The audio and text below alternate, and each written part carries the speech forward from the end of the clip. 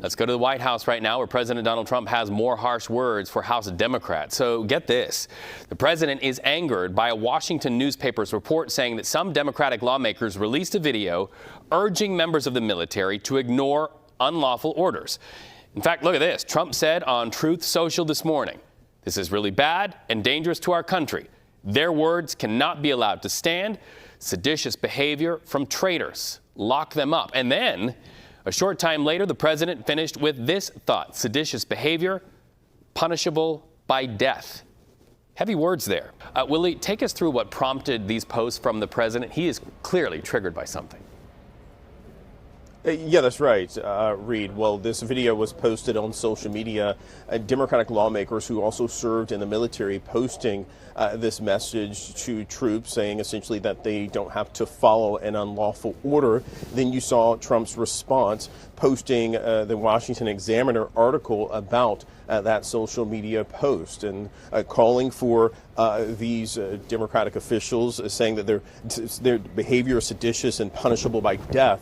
Hi everyone, Adam is here. Just stop whatever you are scrolling past right now, because what just happened, Trump publicly posted that certain members of Congress deserve to die, and within hours, Democrats sprinted new impeachment articles to the House clerk. What makes this round different? These charges aren't about policy, they're built directly on Trump's own words and posts, accusing him of creating an environment where lawmakers and judges fear for their physical safety.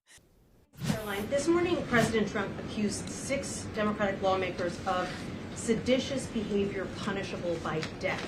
Just to be clear, does the president want to execute members of Congress? No. Let's be clear about what the president is responding to, because many in this room want to talk about the president's response, but not what brought the president to responding in this way. You have sitting members of the United States Congress who conspired together to orchestrate a video message to members of the United States military, to active duty service members, to members of the national security apparatus, encouraging them to defy the president's lawful orders. That's not politics. That's a constitutional emergency on the official congressional record. So, let's walk through the timeline, because when you lay it all out, the picture is genuinely shocking. It started with a group of Democratic lawmakers who recorded a video urging members of the military to resist any orders they believed were unlawful. President Trump accused 6 Democratic members of Congress of being traitors. The president labeled a video the lawmakers put out seditious behavior punishable by death. Our laws are clear. You can refuse illegal orders. You can refuse illegal orders. You must refuse illegal orders. All 6 members have either served in the military or the intelligence community. Now, you can agree with that message or disagree with it. That is a fair debate. But the president's response was to post that what they did was punishable by death. He invoked sedition. He implied treason. He was suggesting, in plain language, that sitting members of Congress deserved execution under federal law. That actually happened. That is not spin.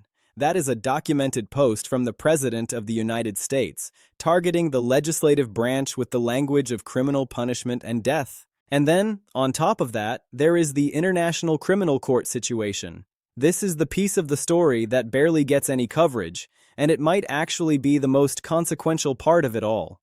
In recent months, it came out that the Trump administration was privately threatening the ICC with new sanctions. But this was not just diplomatic pressure. They were personally targeting the court's chief prosecutor and his staff. They froze bank accounts. They cut off email access. They essentially crippled the court's ability to function. And their demand was simple. The ICC had to promise not to pursue future cases against Trump or top American officials. One official reportedly called such prosecutions intolerable and said flatly, "We will not permit it." Think about what that looks like to the rest of the world. The United States government used economic warfare to destroy the operations of an international war crimes court just to protect one man. And here is the part that should alarm everyone. It worked. The prosecutor's accounts were frozen, his email was cut off, the court's work ground to a halt. So when people say Trump's threats are just bluster or just noise, no. These threats have real consequences, real damage, real victims. So let me really break this down for you, because the mainstream outlets are picking up fragments, but nobody is putting the full picture together. And when you see the whole thing, it is genuinely alarming in a way that is hard to overstate. Let's start with the ICC situation, because this is the most underreported part of the story, and it might be the most important piece of everything we are covering today. The ICC exists for one reason: to make sure that when nations fail to hold their own leaders accountable for war crimes, crimes against humanity, genocide, there is still an independent body that can step in and do what national governments won't. It is the legal institution of last resort for the worst crimes human beings commit against each other. And the entire thing only works because it operates independently, without political interference, without fear of retaliation from powerful governments that do not like the scrutiny. The moment powerful nations can threaten the court into silence, the court stops meaning anything at all, and that is exactly what the Trump administration tried to do, and largely succeeded at doing. So when the administration started threatening new sanctions against the ICC's chief prosecutor, personally targeting him, freezing his financial accounts, cutting off his email access, that was not just diplomatic pressure. That was a direct assault on the independence of international law itself. And the stated reason, the reason they gave, was to make sure the court would never pursue cases against Trump or top American officials. Let's just say that out loud clearly. The United States government used economic warfare against an international legal institution, specifically designed to hold perpetrators of atrocities accountable, to guarantee that one specific person would never face prosecution there. That is extraordinary. That is not something normal governments do. That is something you expect to read about in the context of authoritarian regimes dodging accountability for their worst actions, not the most powerful democracy in the history of the world. And what really gets me, what I cannot stop thinking about, is that it worked. The court's operations were genuinely disrupted. The prosecutor lost access to his accounts. His email was cut off. The court's work slowed down significantly because the administration made it functionally impossible for the prosecutor to do his job. So every single time someone tells you Trump's threats are just noise, just political theater, point to this moment.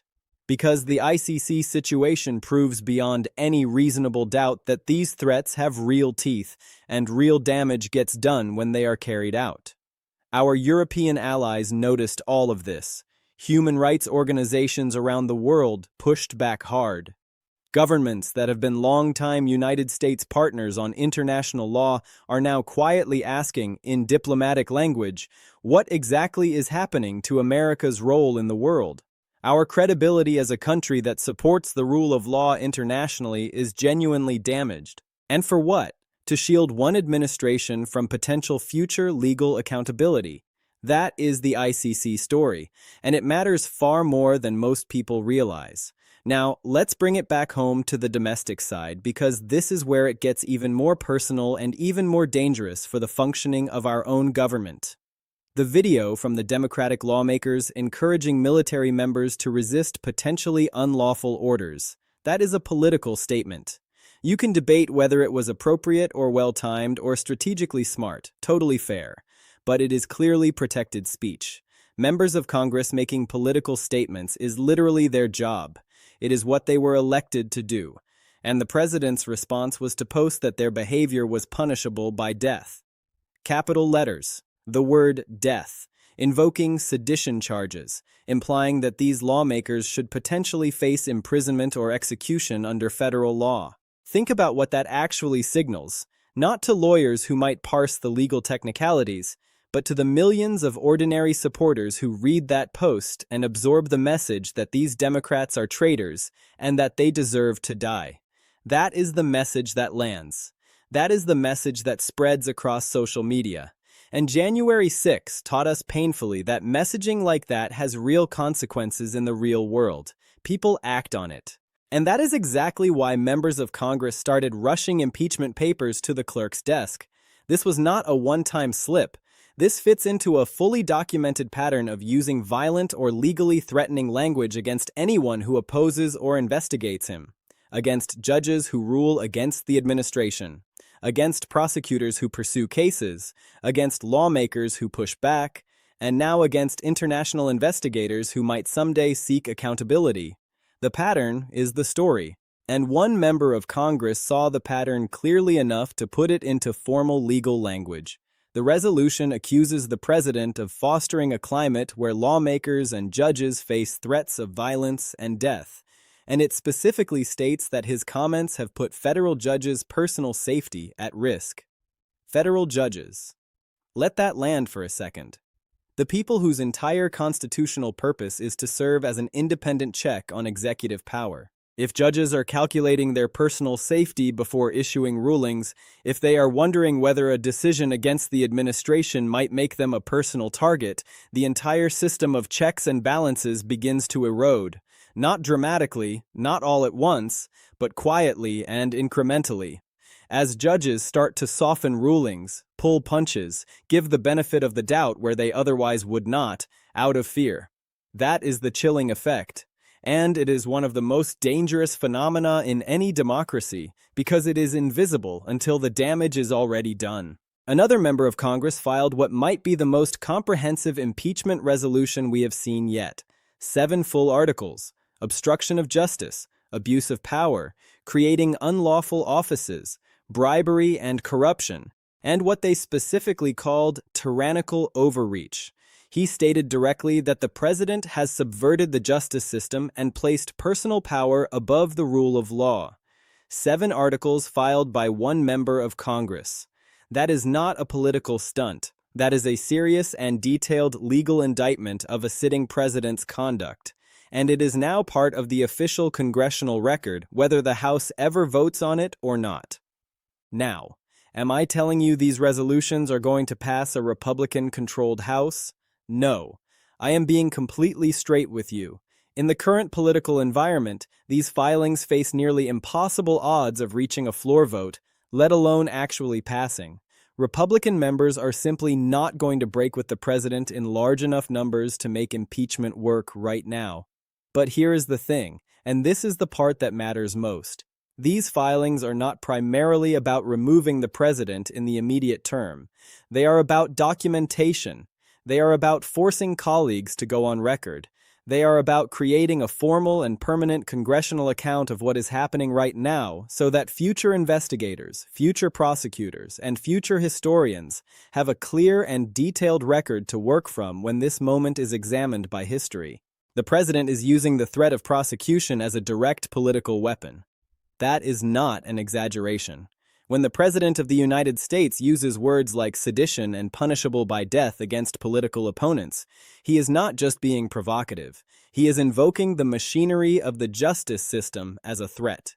He is sending a message to every opponent, every investigator, every judge, every lawmaker who might consider crossing him, that if you push too hard, I have the power to have you investigated, charged, and prosecuted. And in at least one documented instance, he suggested something far worse. That is not how presidents are supposed to use their platform in a constitutional democracy. And the ICC situation takes it an enormous step further, because with the International Court, it was not just rhetoric. The administration actually deployed real economic tools to a functioning institution, froze accounts, cut communications, disrupted operations. That is the government using genuine institutional power to destroy the infrastructure of accountability itself. The impeachment filings are building a permanent historical record, whether they ever come to a vote or not. And that matters far more than most people currently appreciate. They are placing specific, detailed, legally framed charges into the official congressional record. They are attaching the president's own documented words to formal articles of impeachment that will exist in perpetuity. They are forcing every single member of Congress to be aware of what is being alleged and to make a conscious choice about whether to engage with it or ignore it. When historians look back at this period when prosecutors review the record, those filings will be part of the permanent record. The chilling effect is already happening right now. You do not need to actually prosecute or imprison your opponents to silence them. You just need to make them afraid enough that they start pulling their punches on their own. When a federal judge hears that the president has been publicly targeting judges with threatening rhetoric, when that same judge has to rule on a case involving the administration, are they going to feel completely free to rule based purely on law and evidence? The seed of doubt has been planted, the calculation has shifted, and over hundreds of cases across dozens of judges, that small shift matters enormously for the functioning of American justice. This is the defining political battle heading straight into the midterm elections. Democrats are going to run on exactly this story. Their message is going to be simple. This is not normal. This is not okay. Republicans are going to fight back with their own counter-narrative, calling the ICC corrupt and the impeachment filings pure political theater. What you are going to see is two completely parallel versions of reality competing aggressively for voters, and the outcome of that fight is going to determine whether the president's party keeps the House or loses it. The fundamental question at the center of all of this is not that complicated. Can a sitting president use the full power of his office to intimidate and silence the people who are supposed to hold him accountable?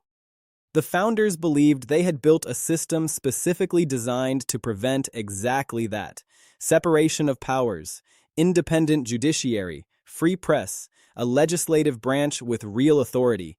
Right now, we are watching a live stress test of whether those safeguards actually hold. We do not know how this ends. Nobody does. But the impeachment papers have been filed, the record is being built, the pressure is rising, and the constitutional battle over the limits of presidential power is not going anywhere anytime soon. Stay tuned.